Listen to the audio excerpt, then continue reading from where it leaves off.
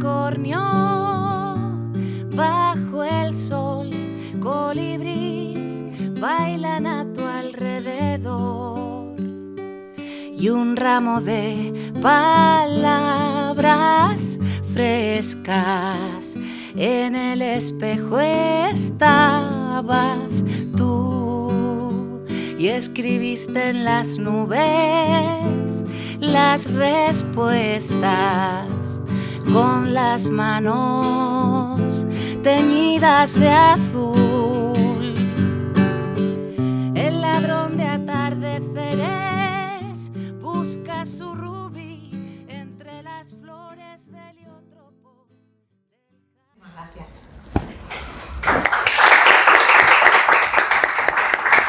Bueno, muchas gracias a todos por estar aquí, a ti, Ana, y a la Fundación Rafael Pérez Estrada por pensar en mí para hablar con Victoria Andrés. Estoy emocionadísima porque de repente me he visto entre dos mujeres a las que admiro muchísimo y digo, ¿estoy en el cielo ya o qué pasa aquí, no? Y Victoria y yo hemos coincidido porque Victoria es tan buena divulgadora y es que hace todo lo que cuenta tan divertido, tan entretenido y tan atractivo que no podía faltar en un medio de comunicación como es la televisión, que llega a todos los hogares, y ahí es donde nos conocimos y me encanta volver a encontrarte. Igualmente. Y además ahora pues presentando este libro que para los que no lo han leído ya les digo que les va a hacer reír seguro. Hay algunas frases que yo he subrayado, he puesto en exclamaciones como cómo se le ocurre y cómo se atreve también a decir esto, ¿no? En un libro, en un ensayo divulgativo. Bueno, Ana, no me quiero extender mucho, pero Ana ya ha hecho así una pequeña introducción de Victoria, pero yo quería dar algunos datos porque Victoria Andrés es doctora en Biología por la Universidad de Málaga, es especialista en análisis clínicos y biología evolutiva y es profesora titular en el Departamento de Biología Animal de la Facultad de Ciencias de la Universidad de Málaga. Y lleva ahí casi 20 años, 2 décadas, ¿no? Se dice pronto. Yo creo que muchas más. ¿Más? Yo no lo sé, pero llevo toda la vida. Mucho tiempo. Divulgadora científica, colaboradora de medios, también graduada en Historia del Arte y ahora, añadimos a eso, escritora. Oh, qué bien. Qué bonito, ¿no? Suena bien eso. Suena fenomenal. Pues, Victoria, si te parece, empieza contándonos qué es el sexo injusto, que ya el título se las trae, luego entraremos en eso si quieres. Pero ¿qué se pueden encontrar en el sexo injusto? ¿Qué es esto concretamente? Es un ensayo, pero ¿qué vamos a ver aquí? Pues te lo voy a contar, pero antes quiero hacer lo mismo que habéis hecho vosotras dos, pero con mucha más razón, y es agradeceros el poder estar aquí con vosotros, porque Ana, tú llevas tiempo dirigiendo esta fundación y estás familiarizada con esta sensación tan estupenda que es poder convocar a gente en una oferta cultural amplia, abierta y digamos para todos los públicos. Y tú, para qué decirte, Soledad, que llevas tanto tiempo haciendo también programas televisivos, que fue cuando yo te conocí, dirigiéndote a un amplio público, pero sin embargo para mí es una experiencia nueva el amplio público.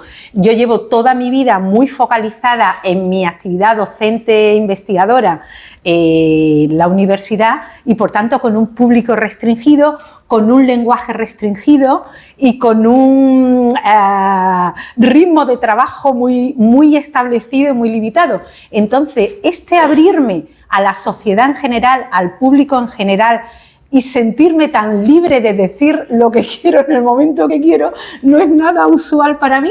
Entonces os lo agradezco muchísimo y me apetece mucho. Es una nueva faceta en mi vida profesional que estoy empezando a la hora en que muchos se empiezan a jubilar o a planificar la jubilación.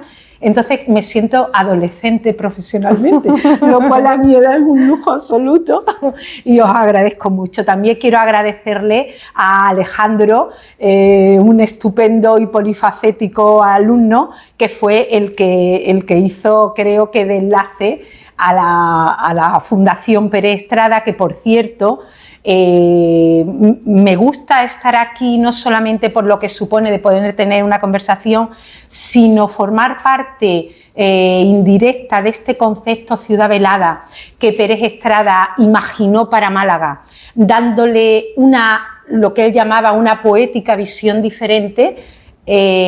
No solo me gusta, sino que hila muy bien con lo que he pretendido con el libro, que es, ya intento contestar a tu pregunta, que es darle una visión diferente a la evolución humana. Y aunque parezca mentira, con todo lo que está ahora mismo puesto, digamos, de referencia en todos los medios de comunicación, en todas las columnas de opinión, en toda, digamos, la cosmovisión de Occidente, porque realmente el tema de la mujer ha revolucionado en muchos aspectos la visión social que existía de la mujer en nuestra civilización, porque por desgracia en otras civilizaciones no es así. No existía una versión femenina del proceso evolutivo, y digo femenina libre de ismos, es decir, no es feminista, ni es machista, ni es nada ista, porque los ismos pertenecen a un ámbito que no es el mío, absolutamente respetable, pero pertenecen al ámbito social, al ámbito psicológico, al ámbito político, pero no al ámbito científico. El ámbito científico es objetivo. Entonces yo cuento no como me gustaría que fueran las cosas, no como deberían ser las cosas, no a lo que tenderían las cosas, sino lo que son las cosas. Bueno, pues lo que son las cosas, biológicamente, objetivamente y libre de prejuicios, lo que no estaba contado es desde la óptica femenina, desde la perspectiva femenina. Cuando somos mamíferas, y esto significa que el papel de la mujer es fundamental en nuestra especie y evolutivamente ha sido básico en nuestra especie. Tanto que si no llega a ser por nosotras, y el esfuerzo que hemos hecho fisiológico, genético, anatómico y etológico, comportamiento fundamentalmente, no estaría nuestra especie aquí. Bien, pues esto nunca se había contado así. Entonces yo lo tenía rumiando desde hace mucho tiempo, lo pensaba cuando hablaba de aspectos genéticos, lo pensaba, cuando tocaba temas fisiológicos, lo pensaba, pero nunca me lancé a hacerlo, ¿no?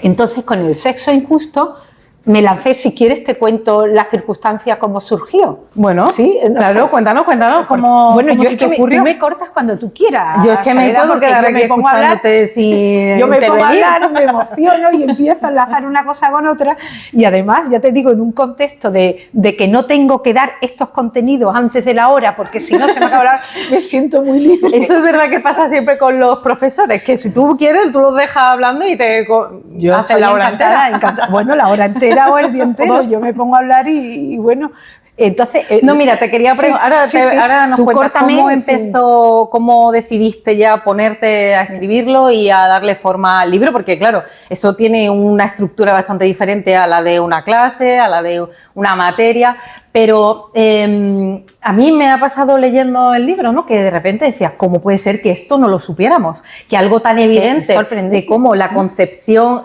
humana, ¿no? Cómo la fecundación, cómo se juntan las células. Yo hablo muy bruscamente porque no controlo la materia tanto, pero este tipo de cosas que me parecen fundamentales, a mí me surgía esa pregunta, ¿no? ¿Cómo no nos lo han enseñado así? ¿Por qué en los libros de texto? Ya no estoy hablando ni en la facultad, sino en la... Es que en la facultad tampoco se cuenta así, ¿eh? ¿Y por qué? O sea, si lo sabemos, si tú lo sabes, si hay científicos que lo saben. Mira, te voy a contestar con una cita que tengo. ¿En qué capítulo? En el capítulo 7, que se llama El asombro del embarazo, porque el embarazo es asombroso. Bueno, ese capítulo... Nos parece muy normal porque las mujeres nos quedamos embarazadas, pero somos poquísimos animales en el mundo. Lo que hacemos es esta cosa tan extraña de desarrollar un hijo, un individuo dentro de otro, que es lo que al fin y al cabo es el embarazo, ¿no? Bueno, pues al inicio de este capítulo pongo una cita de George Orwell, el famoso escritor, autor de la distopía mejor para mí que se ha escrito en todos los tiempos, que es 1984. Le hicieron en el año 1946, fíjate, casi hace 80 años, en la revista Tribune, le hicieron una entrevista muy maravillosa, de la que he sacado yo esta frase porque me pareció fantástica. Dice: ver lo que tenemos delante de las narices requiere un esfuerzo constante e ímprobo. es que a veces no vemos lo que tenemos delante. Eso es lo que ha pasado, creo yo, con las cosas que cuento en El sexo injusto. Se daba tan por hecho que era así, que no se ha parado uno a reflexionar sobre la trascendencia que ha tenido eso. Eso es una razón. Y hay otra segunda razón, que hablo de ella en el prólogo que hago del libro. Uy, se ha caído algo que no sé. Sí, el bolso. El bolso, no pasa nada. Yo creo que hay un enorme defecto, y me atrevo a decirlo con todo el significado que tiene la palabra defecto, en el programa, en todos los programas del grado de medicina en todas las universidades del mundo. Y es que se estudia la especie humana, entre ellos, por supuesto, la mujer. De hecho, la mujer tiene una importancia enorme, puesto que tiene una asignatura entera, que es la ginecología, y es una especialidad médica independiente, con lo cual se le trata con la importancia que tiene, que es muchísima, pero se estudia a la mujer como si la mujer hubiera hecho ¡pof! Y hubiese aparecido así de repente, sin tener en cuenta la historia evolutiva de donde procede una mujer y lo que supone que una mujer seamos como somos, porque lo que somos es fruto de un montón de taxones, unos extintos, otros vivos, pero en cualquier caso no solamente no humanos, no solamente no homínidos, no solamente no primates, sino no mamíferos. Es que mucho de lo que somos como mujer, aunque suene un poquito chocante, se lo debemos a los reptiles, a nuestros terápsidos, que fueron los reptiles de los cuales derivamos los mamíferos. Pero es que también debemos mucho a otros mamíferos, y especialmente al grupo de primates de donde surgieron los homínidos y después los homininos, que tuvimos esa experiencia, por llamarlo de alguna manera, tan revolucionaria que fue el ponernos de pie, ¿no? Todo eso condicionó enormemente el que las mujeres seamos como somos y el que nos reproduzcamos de la manera tan extraña que nos reproducimos. Muchos de los problemas, digamos, que entran dentro de la no patología, sino simplemente del cuidado que tenemos que tener en procesos tan conflictivos como el embarazo o como el parto, son consecuencia de eso. ¿Y para qué decirte cuando hay alguna patología? Si no escarbamos en el pasado y en el porqué de por qué estamos constituidas como estamos, muy difícilmente le vamos a poner solución a muchos problemas. Bueno, pues esta visión, aunque parezca mentira, no existe. Increíble. Yo estoy luchando desde aquí, reivindico. No, es que debería ser la de lectura introducción de una asignatura de evolución humana dentro de los programas de medicina. Creo que es absolutamente necesario. O por lo menos podemos empezar leyendo este libro y poniéndolo como lectura obligatoria, porque eso todavía mejor. Porque se aprende muchísimo, pero además se aprende entendiendo, que también eso es importante, ¿no? A veces cuando nos encontramos con un ensayo y para la gente que no venimos del ámbito científico puede resultar difícil, complicado, puedes perder el hilo, pero aquí tengo que decir que no ocurre, que está contado con mucha agilidad, con mucha gracia, y además se hace como un análisis, ¿no?, de todo el proceso de vida de una mujer, desde cómo se forma una mujer en vez de un hombre hasta la menopausia, pero bueno, también hay otras cosas. De dónde vienen los besos, que me ha parecido también muy interesante. Hablas del cambio de sexo. Sí. O sea, hay muchos temas muy interesantes y que se leen con bastante interés. ¿Tú estás satisfecha con el resultado del libro? Tienes una cita aquí de la gran Patricia Highsmith que dice: a la primera persona a la que tienes que complacer cuando escribes un libro es a ti misma. Y yo te quería preguntar si tú estás complacida con el resultado. Pues mira, Soledad, estoy absolutamente feliz, porque tengo una sensación de haber hecho una cosa necesaria, una cosa que había que hacer. Y no he sido consciente de lo necesaria que era hasta que lo he hecho. porque antes tenía muchas ganas de hacerlo, pero no tenía esa conciencia de que, oye, me ha salido una cosa, ¿cómo que esto no lo lee todo el mundo? Esto lo tiene que leer todo el mundo. Esto queda a lo mejor un poco feo que yo lo diga, pero yo si algo soy, es honesta. Bueno, eso me ha traído muchos problemas. Me ha traído muchos problemas. Pero intento ser muy honesta conmigo misma y entonces no digo cosas que no siento y tampoco me suelo frenar lo que siento. Y una cosa que siento es que una vez que lo he escrito, yo digo, yo creo que esto lo debería leer todo el mundo, porque sobre todo ha sido a raíz de los comentarios que me han hecho muchísimos lectores.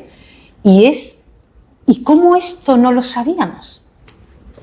Mira, ahí seguro que algún hombre que igual al ver el título del libro siente que no es para él, ¿no? Que dice, oye, una visión femenina de la evolución humana igual no es para mí. Pero bueno, hay un capítulo para los hombres y por qué también el sexo es injusto. Ha sido un poquito injusto, que al final veremos si sí o si no, ¿no? Pero también les incluye por qué, ¿qué le podríamos decir a esos hombres que a lo mejor al ver el título dicen, bueno, pues esto es literatura para mujeres o literatura feminista?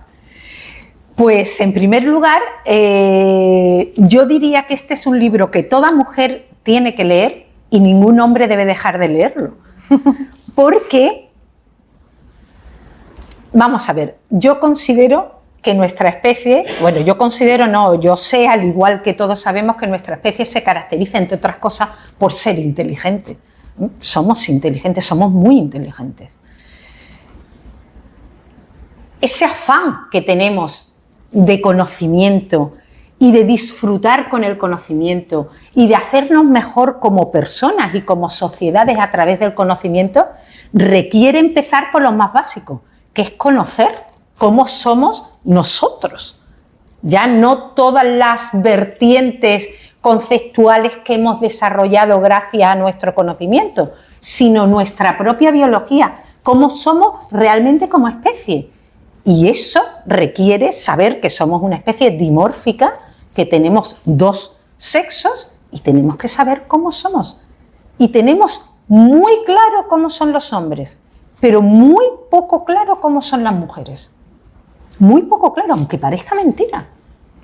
Es que tenemos que pensar que nada más que, lo voy a decir de una manera muy cruda, pero supongo que a nadie le va a parecer esto vulgar, pero nada más en cómo tenemos alineadas las mujeres los tres agujeritos, esto hasta hace muy poco no lo sabía toda la población de una manera generalizada. ¿Y para qué decirte en otras culturas? Es que no se sabe. Pero sobre todo, lo que cuento aquí es por qué nosotras tenemos tres agujeritos, mientras que los hombres tienen dos. ¿Esto por qué? Pues esto tiene una historia evolutiva apasionante detrás. ¿Qué es lo que más te ha costado, Victoria? Porque claro, tú estás acostumbrada a contar, ¿no? A explicar, a transmitir a los alumnos. ¿Qué es lo que más te ha costado cambiar de formato y decir, ahora voy a hacer un ensayo, un libro que tiene que tener por lo menos 200 páginas o adaptarte a otro lenguaje? Porque claro, aquí me imagino que no estás hablando igual que hablas en una clase. No sé si tus alumnos se van a encontrar aquí una Victoria muy diferente a la que ven en clase. Mucho más desinhibida. ¿Tienen también que leer esto o con las clases esto ya no les va a hacer falta? ¿Es un complemento? No. Mis clases que conste que a mí me encantan. Las asignaturas donde imparto clase, los másteres donde he dado clase, todo eso a mí me fascina y mi vertiente universitaria me encanta, pero a mí no me da tiempo en ninguno de esos sitios a hablar de estas cosas, lo cual es una pena, pero no me da tiempo. Pero lo que más me ha costado, no te lo vas a creer, a ver. Lo que más me ha costado ha sido perder el miedo, perder la inhibición absoluta que yo tenía, porque el libro lo tenía en la cabeza y escribir el libro, yo soy apasionada para todo y lo hago todo muy impulsivamente. Entonces yo me puse en plan Don Quijote, o sea, yo era obsesionada y no paré hasta que terminé y me lo escribí de una tacada, de una tacada. Vaya. Y tuve que corregir muy poco, revisar muy poco. Me lo escribí, me salió incluso el orden no lo cambié, fue fluido todo, ¿no? Fue fluyendo y me salió así. Pero lo escribí después de tener el sí de la editorial. No seguí el modelo convencional, que es tú escribes un manuscrito y empiezas a llamar a las editoriales y decir: soy fulanita, usted no me conoce, yo he escrito un libro, que es lo que le pasa a todos los escritores. Y lo que te puede noveles. desanimar, claro. Claro, todos los escritores noveles más o menos pasan por esa sensación horrible de yo creo que tengo algo, pero no sé si interesará, ¿no? No fue mi caso. Mi caso fue el miedo que tenía, y el miedo que tenía lo vencí de la manera más insospechada. La vida te da a veces unas sorpresas tremendas, y fue cuando nos confinaron durante la pandemia. En ese momento coincidió con la instalación en España de la plataforma de divulgación científica The Conversation. The Conversation es ahora mismo la mejor plataforma de divulgación científica que hay a nivel mundial. Es a universidades y a centros de investigación de la mayor parte de los países del mundo. Y bueno, se instaló en España, y no sé cómo, que creo que sí, que fue a través de mi amigo y colega Paul Pansky. Se enteraron de que había una profesora en ciencias que le gustaba escribir, y bueno, y me llamó la editora, que ahora mismo es la directora de The Conversation España, que es como quien dice la directora de The Conversation en toda Hispanoamérica. Ahora mismo es un peso muy pesado. Y bueno, me llamó y me dijo: mira, se ha implantado esto, ¿te apetecería escribirnos algún artículo?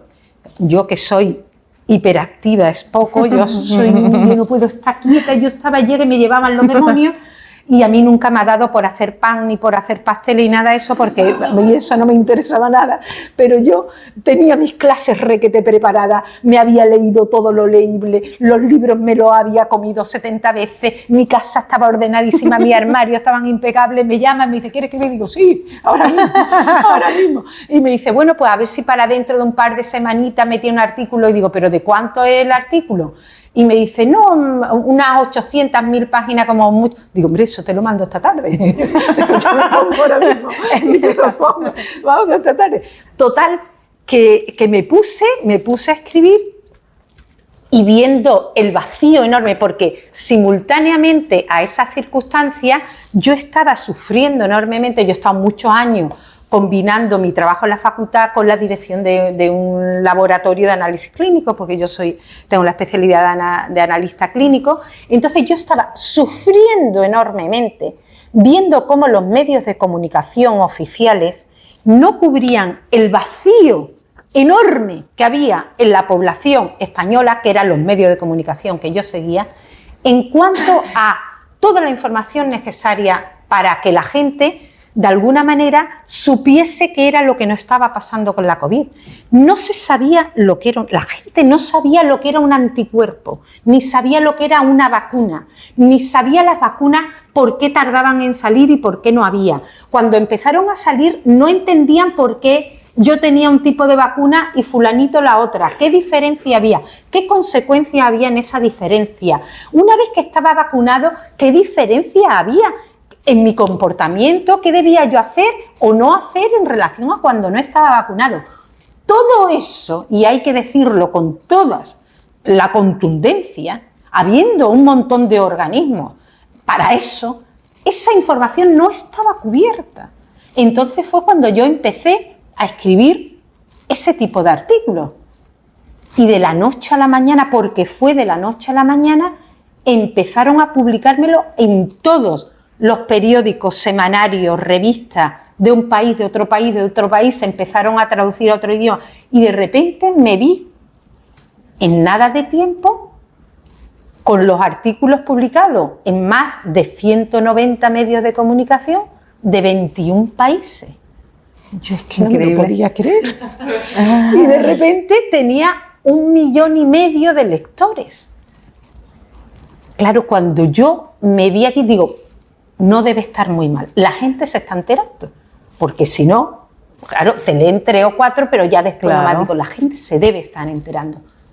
Digo, pues esto es lo que me dio a mí la fuerza. Y eso fue lo que me desinhibió. Y ahora digo, pues ¿dónde quiero yo escribir mi libro? Y mi sueño dorado de siempre era Metatemas. En Metatemas, coincidiendo con mi querido amigo Miguel y colega Miguel Ángel, que lo tengo ahí detrás. Metatemas es una colección donde los grandes divulgadores, hay que decir que 99,9% anglosajones, porque el mundo de la divulgación científica es anglosajona, ahí tienen sus libros de divulgación científica, ahí están los grandes, ahí está Stephen Jay Gould, ahí está Lynn Margulis, ahí está Richard Dawkins, y yo siempre había soñado con eso. Pues digo, sueño pues cumplido. A mí me haría una ilusión enorme. Entonces llamé a Tusquets. Digo, yo soy fulanita de tal y tengo esta idea y lo quiero publicar en Metatemas. Y me dijo, no, bueno, la idea es muy bonita. Mande usted el manuscrito y ya le contestaremos. Le digo, no, yo no he escrito el libro. Y me dice, ¿ah, no? Digo, no, eso tiene mucho trabajo y yo no escribo el libro si no me lo van a publicar, porque eso es una trabajera muy importante. Y me dijo, es que nosotros no trabajamos así. Digo, bueno, pues entonces me quedaré sin hacerlo, probaré en otra editorial. Me dijeron, bueno, vamos, voy a proponerlo al comité y tal, y en unos días le contestaremos y tal. Y me llamó al día siguiente a las 9 de la mañana. Sin enviarle nada, o sea, nada. Solo con lo que tú le habías dicho. Nada. Me llamó al día siguiente a las 9 de la mañana y me dice, en el comité editorial hay 3 seguidores de sus artículos. ¡Hala! Y han dicho que adelante con la caballería. Digo, ¡uy, qué emoción! Digo, pues muchas gracias. Y fue cuando ya firmamos contrato, me dieron un adelanto como los escritores de verdad, cosa que yo no me podía creer. Digo, qué maravilla, y así empezó. O sea, que esto significa que abres una nueva etapa en tu carrera profesional como escritora. Bueno, eso es lo que a mí me gustaría, desde luego. Eso depende del público, de que le guste, de que la gente le guste el libro, disfrute con el libro, que ha sido mi objetivo número 1. Lo digo además al principio del libro. He intentado escribir en un lenguaje asequible para todos.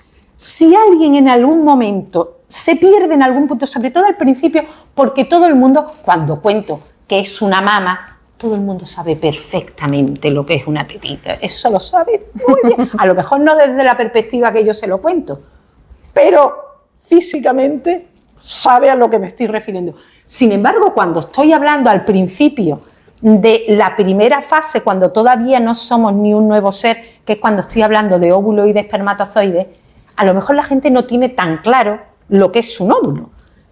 Entonces, la parte primera es quizá la que es no más difícil de entender, pero sí menos familiar, porque el óvulo no lo vemos, mientras que un embarazo lo hemos tenido todos cerca. A mí me ha encantado desmitificar a los espermatozoides, ¿verdad? Me ha encantado. Los aguerridos espermatozoides no son tan aguerridos. Bueno, los pobres hacen lo que pueden, pero es que no hacen lo que pueden, pero es que hasta el momento el papel que tenía todos los conductos femeninos y el propio óvulo, que en realidad tiene un papel activísimo en el proceso de la fecundación, hasta el momento no lo habían contado en un papel absolutamente pasivo. Nada más lejos de la realidad, ¿no? Entonces, en esa primera parte, que quizás pueda ser un poquito menos ajeno a nuestra realidad cotidiana, si alguien se pierde, yo ya he pedido al principio del libro perdón y decir que no pasa nada si te saltas un poquito y avanzas un poquito, te coges el hilo perfectamente después. No pasa nada si te pierdes en un momento. Si algo es un poquito más extenso desde el punto de vista científico, tampoco lo es tanto. No, y lo bueno es que también puedes volver a los capítulos, incluso leerlos de manera independiente. Sí, que eso facilita una lectura también muy libre a los lectores, o sea que fenomenal. Y ese punto de humor, que a veces es muy difícil, si uno no lo tiene de manera natural, forzarlo es complicado porque no queda natural, no suena natural. Tú en tu caso es que yo que te conozco un poco, leyendo es que te escuchaba, o sea, es la manera en la que tú normalmente utilizas, ¿no? Para llegar a un público menos experto como quizá yo, como otras personas que no vienen del mundo, ¿no? Esa parte ¿Te ha salido natural? ¿La has forzado? ¿Te planteaste si lo querías contar así? Si querías darle ese toque de humor o ser un poco más formal, más académica. ¿Cómo fue esa decisión? ¿O te salió...? Bueno, dices que fue un poco impulsivo, Parto. ¿no? Total, yo soy así. Yo soy así. Yo no puedo separar el rigor del humor. Porque creo no solamente que son dos conceptos compatibles, sino que es que para mí es necesario compatibilizarlo, porque si no me falseo a mí misma y tengo que ser honesta. Ese problema no lo tuve con el libro, que la editorial me lo aceptó sin problema ninguno, lo tuve al principio en mis artículos. En los artículos primeros que hice en The Conversation. Porque no es muy habitual, ¿no? Sí, sí, yo tengo que soltar mis cuchufletas porque es mi manera natural de ser y porque pienso que la vida es mucho más divertida, que lo cuento también en la introducción, es mucho más divertida con un poquito de humor, y el hacer las cosas divertidas es algo que siempre suma y que nunca resta. Y aparte de que yo vengo de un contexto, yo vengo de una familia donde todo se hace con humor, donde estamos permanentemente riéndonos.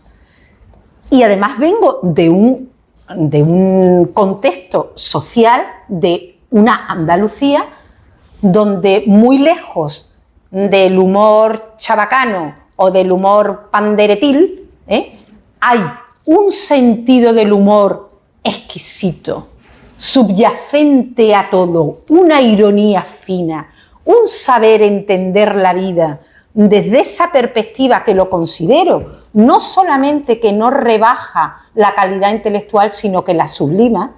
Yo siempre he pensado eso, que ¿por qué voy a renunciar a esto? Es que me niego, es que la editorial me tiene que aceptar como yo soy. Además, gente aburrida y así. Hombre, ya ves. O sea, oye, Victoria, no, ¿y precisamente ese toque te ha generado alguna o te ha hecho recibir alguna crítica por parte de tus colegas del ámbito científico? No, o al menos no me lo han dicho. Que puede ser que alguno, no lo sé. Yo la verdad es que me siento rodeada de colegas estupendos. Yo me siento muy afortunada. No he sentido en ningún momento que nadie se me tira al cuello, aunque tenía mis temores de que pudiese ser. Hasta el momento vamos a tocar madera. Esto es muy moderno y no es de madera. Bueno, ahora buscaremos dónde tocarlo. Y al principio yo terminaba ahí, antes de decirlo, de que además ahora escritora, que eres graduada en Historia del Arte. ¿Eso ha influido de alguna manera en tu manera de contarlo, a la hora de decidir los temas? ¿Crees que hay algún toque? Yo creo que sin lugar a dudas. Yo creo que las dos actitudes intelectuales más excelsa que tiene el ser humano es, por un lado, la ciencia y por otro lado, el arte. Y muy lejos de considerarlas incompatibles, para mí son no solamente compatibles, sino son de una complementariedad imprescindible en mi manera de ser. De hecho, durante mucho tiempo, en los inicios de nuestra civilización, en la Europa clásica, en el mundo clásico, la formación era común, no existía esa absurda dicotomía que hacemos aquí en ciencia y letras. Eso es tan castrante intelectualmente como erróneo y como innecesario. Yo creo que enriquece muchísimo una vertiente con otra, y además la parte de la ciencia me encanta en su separatismo en lo que se refiere a la objetividad, y la parte del arte me encanta en su separatismo en lo que se refiere a la subjetividad, a la pasión. Yo lo único que echo de menos como profesora en mi facultad de ciencias es la pasión, porque yo soy un ser muy apasionado. Entonces, la ciencia carece de pasión, es aséptica totalmente, Pero cuando yo estaba haciendo mi tesis doctoral y yo estaba viendo mis embriones y yo estaba viendo cómo se estaba formando aquello y estaba que me iba a lo mejor el domingo a mediodía a la facultad porque sabía que en ese momento era cuando le tocaba al tubo cardíaco que se estaba plegando y en ese momento sabía que iba a empezar a latir y yo tenía que coger ese momento. Yo más de una vez he llorado sola delante de mi microscopio, apasionada, emocionada. El cómo se forma un ser vivo, cómo se forma un animal, eso es lo más apasionante que existe. Y restarle pasión a eso cuando lo estás contando, porque tienes que estar contando el proceso esto, cómo tiene lugar, cómo se gira, qué células interviene, qué inhibidores tiene en este proceso, la diferenciación epitelio-mesénquima, cómo tiene lugar, la orientación anatómica de por dónde entran estas células. Todo eso lo tienes que contar sin pasión porque si no se te va la olla y los alumnos no se enteran de nada. Entonces tú tienes que ser enormemente rigurosa. Pero el corazón se me está acelerando cuando lo estoy contando. Entonces, claro, el poderlo hacer, aquí tengo mucha pasión en este libro y cuando digo que creo que he utilizado incluso esa frase en algún momento de que se te caen los palos del sombrajo, es que se te caen los palos del sombrajo, es que la emoción es brutal. Bueno, la trasladas muy bien, la verdad, con el libro se nota y cuentas algunas de estas, por ejemplo, hay algo de eso, ¿no? También, y se trasluce ahí tu pasión. Creo que te has sentido muy libre, ¿no? Sí, totalmente. Para decir Totalmente. lo que te apetecía, Sí, para totalmente. utilizar algunas expresiones más coloquiales, Sí, para sí. dejarte fluir y eso también se agradece, ¿no? En un género como el ensayo encontrarse algo así que no es lo más habitual. Yo creo que con todo esto que hemos contado, si alguien todavía no lo ha leído ya estará convencido, pero por si acaso hay alguien que tiene alguna duda, dile por qué se lo tiene que leer, Victoria, por qué se tiene que leer El sexo injusto. Así como broche que nos deje muy arriba. Porque se va a emocionar de saber lo que somos y sobre todo la suerte que hemos tenido con una mujer que ha cargado con gran parte de la injusticia de existir como especie. Si no hubiera sido por el esfuerzo enorme que hemos hecho con nuestra cadera, sobre todo, que nos ha posibilitado con un parto dolorosísimo y peligrosísimo, nos ha posibilitado el ser la especie más lista y el poder crear la tecnología porque dejamos las manos libres a costa de tener una cadera como la tenemos,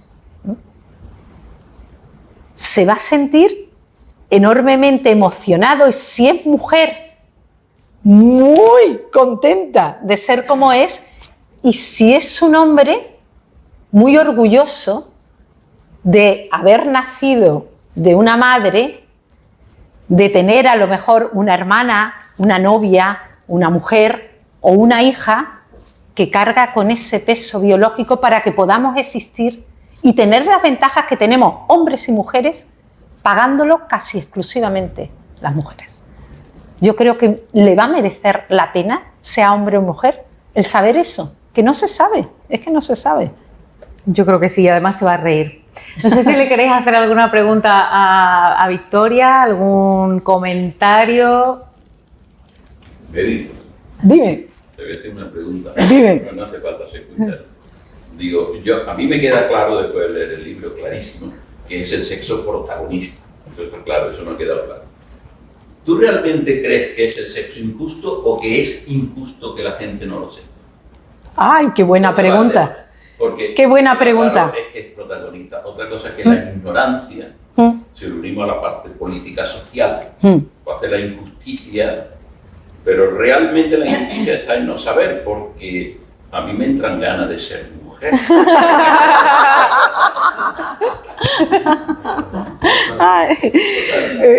Pues realmente no se me había ocurrido ese planteamiento, pero sí que es injusto que no se sepa. Aunque yo cuando le puse el título lo hice pensando en que la enorme ventaja de nuestro gran cerebro, unido a la posibilidad que tiene nuestro cerebro de todo lo que piensa, trasladarlo en cultura y en tecnología, que lo hace a través de las manos, también es verdad que a través del órgano de fonación, que ahí igual participamos hombres y mujeres, pero sobre todo el tener las manos libres es gracias a la cadera que tenemos. Y las consecuencias nefastas de esa cadera la pagamos solamente nosotros, al igual que el tributo de todos los problemas que lleva el embarazo al estar de pie, que lo cuento también a diferencia de una chimpancé, lo que supone un embarazo cuando eres bípedo, que es mucho más complicado, con muchas más consecuencias negativas, mucho más doloroso, mucho más patológico y mucho más arriesgado siendo mujer que siendo una chimpancé. Todo también lo que supone la diferencia entre los hombres y las mujeres, lo que es la producción de gametos. Los hombres lo tenéis igualmente y prácticamente con la misma eficiencia durante toda vuestra vida, mientras que a nosotras, que es un capítulo que lo denomino Se nos pasa el arroz, ahí explico por qué se nos pasa el arroz y cuál es la razón biológica de los problemas de que se nos pase el arroz. Nos dice, claro, es que entramos en menopausia, pero ¿por qué? ¿Por qué entramos en la menopausia? ¿Qué es la menopausia? ¿Por qué la menstruación? ¿Por qué menstruamos? Es que la inmensa mayoría, no te digo de la población normal, te digo de la población biológica, de los biólogos. Te van a decir, pues porque somos mamíferos. No. Solamente somos 5 especies de mamíferos las que menstruamos y hay más de 9.000 vivas, más todas las fósiles. ¿Por qué menstruamos? La menstruación, no hay mujer que no te diga que vaya latazo, vaya tela marinera. La que no le molesta, le duele. Y la que no lo duele, lo pasa canuta. Pero indiferente, no le deja a nadie. Y todo negativamente. Es muy problemática. ¿Pero por qué? Ahí explico por qué. Eso no lo voy a desvelar. Eso no lo voy a desvelar. Hay una razón biológica muy importante por la cual esas 5 especies menstruamos. Si no, sería muy difícil que existiéramos nosotros los humanos como especie. Pero indudablemente tienes toda la razón a decir que es muy injusto que eso no se sepa. Hay que ponerle solución. Tenéis que difundir por ahí que el sexo es injusto, hay que leerlo. ¿Alguien más? ¿A partir de qué edad piensas que deberíamos de leer los libros como mujeres? Pues yo creo que está escrito para todos los públicos, es decir, a lo mejor siendo muy pequeña no, pero a partir de que tú ya tengas en bachillerato normalmente o en la ESO ya unos conocimientos básicos de lo que es la fecundación, por ejemplo, que además la desmitifico porque siempre nos han contado que es la fusión al 50% entre la dotación cromosómica procedente de un progenitor padre y de otro progenitor madre, y eso no es verdad. Eso tiene una parte que no se comenta, pero es muy importante, y ahí cuento por qué es muy importante, pero hasta el momento, desde el momento que ya una mujer sabe, bueno, o un hombre sabe ya lo que es la fecundación y digamos que en lo que son los programas de formación secundaria en los institutos y tal, se da ya el proceso reproductor, yo creo que ya lo puede empezar a leer perfectamente porque está escrito, al menos he intentado escribirlo, en un lenguaje fácilmente asequible. De todas maneras sí que tiene cerca de 300 citas puestas todas al final, referencias, de manera que si eres más especialista en el tema o quieres serlo, te remito a papers ya especializados de literatura científica, donde cada tema se desarrolla de una manera muy actualizada. De hecho, una de las referencias la incluí un mes antes de la publicación del libro, porque acababa de salir ese paper. O sea, que tenemos de la posibilidad de leerlo como una historia de la vida, como el otro día me dijo una señora que había leído el libro, me dijo una cosa que me encantó. Me dijo, esto se debería hacer como se hizo la serie Érase una vez el hombre, se debería hacer esto. Oye, buena me idea. dio una idea estupenda y además me hizo una ilusión enorme que lo viera así, porque esa serie fue referente en mi vida cuando era pequeña y la vieron mis hijas, y tenemos en la casa el Érase una vez el hombre, el Érase una vez el espacio y el Érase una vez los inventos, me parece que fue la otra que salió, las compramos todas, que se lo compró mi suegro, se lo compró a mis hijas cuando eran pequeñas. Y me parece de lo mejor que se ha hecho en divulgación científica para niños, ¿eh? Es brutal. Próximo proyecto. A ver si hay aquí un productor televisivo o alguien relacionado interesado, porque me lo dijo y me pareció fantástica la idea. Digo, pues mira, no se me había ocurrido, pero que un lector tuyo te diga eso, qué orgullo, ¿no? Sí, fue un puntazo, me fui contentísima a dormir esa noche. ¿Alguien más? Bueno, a mí me gustaría felicitarte. Ay, muchas gracias. Es arrollador, como has contado la historia. Ay, muchas gracias. Ahora es imposible no irse a leerla. Es increíble. Ay. Y solamente quiero eso, felicitarte. Ay, pues muchísimas gracias, la verdad. Es una energía arrolladora. Ay, pues muchas gracias, porque he estado toda mi vida un poquito censurando esa energía. Sí, en determinadas facetas profesionales te consideran poco seria, por eso. Y ha sido un prejuicio más contra el que he tenido que ir luchando. Eso también es injusto. Muy injusto, Porque se muy censura más a las injusto. mujeres que los hombres. Correcto. Y si además te maquillas y si además te gusta ponerte un lazo, pues todavía más. Y eso es... Muchas gracias. Te lo agradezco mucho. Bueno, Victoria, pues antes de irnos, y como nos queda claro que lees papers, que lees mucho texto científico por tu trabajo y por tu interés también, pero cuéntanos qué otras cosas lee Victoria ya para despedirnos. ¿Qué hay en tu librería, en tu mesita de noche? ¿Hay algo que no sea científico, divulgativo, ensayo? Bueno, absolutamente todo. Lo científico lo dejo en la facultad. Leo mucho mira. en la facultad. En mi casa está llena de no ciencia. Y además tengo la suerte de pertenecer desde hace ya cerca de 25 años que pertenezco a un grupo maravilloso que es mi grupo Entre Líneas, lo llamamos nuestro Libroforum, donde leemos de todo de una manera transversal, de una manera libre, de una manera apolítica, aunque cada uno tenemos nuestra ideología, y ahí hay gente de todas las edades, desde octogenarios hasta veinteañeros, de toda ideología política, de toda profesión.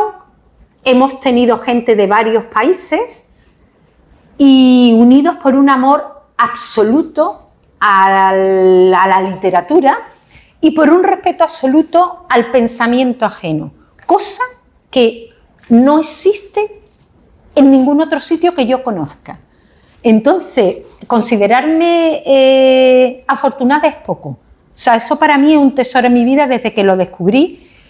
Me lo descubrió mi amiga Meli, que en paz descanse, que por desgracia se murió mucho más pronto de lo que debería haber sido. Fue ella la que me pescó, porque sabía que era una come-libro, y yo era muy reticente porque yo soy poco disciplinada en lo que no es mi trabajo. En lo que no es mi trabajo soy apasionada, entonces ponerme una disciplina como que me apetecía poco. Cuando conocí aquello quedé enganchada hasta la muerte.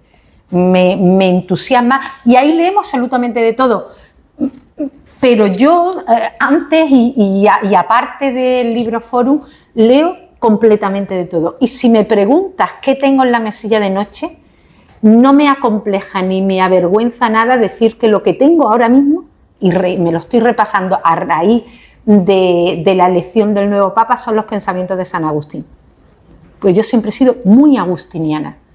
en esa manera de combinar actualidad, fe y razón, además. que tiene, me parece apasionante, pero me lo leo todos los clásicos, yo me leo desde Sófocles, te lo voy a decir así, desde Sófocles, o desde Platón, que ahora tengo la suerte de estar con Alfredo en un maravilloso grupo de filosofía, porque a mí no me da la vida para todas las cosas que me gustan. Ya veo. Entonces me meto en todo.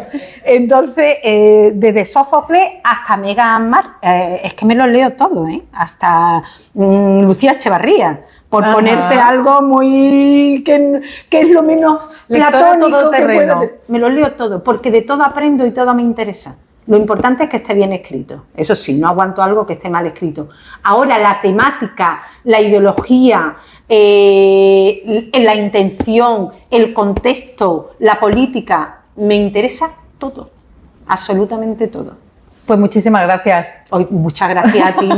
He estado a gustísimo, como cuando me entrevistabas en la tele, que es que eres muy buena profesional, Soledad, porque haces sentir cómodo a la persona que tienes a tu lado. Muchas y eso gracias. no es fácil, eres muy buena, te lo agradezco mucho. Nada, Así que gracias muchas a ti gracias por hacernos pasar este rato.